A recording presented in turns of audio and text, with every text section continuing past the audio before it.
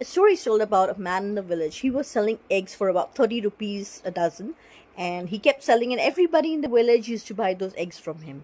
Now there was this new person who came into the village, and he started selling those eggs for 15 rupees a kilo. A dozen, sorry. So everyone used to go to him and buy those eggs from him, and they used to ignore this old person whom they used to buy the eggs from. So what he does is he goes and he studies him, and he says, okay, he's selling them for 15 rupees. So he also starts selling the eggs for 15 rupees a dozen.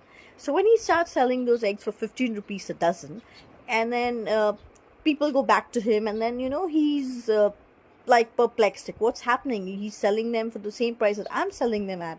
And he starts seeing that all the customers who used to go to this person who used to sell the eggs before it, everyone's going back to him.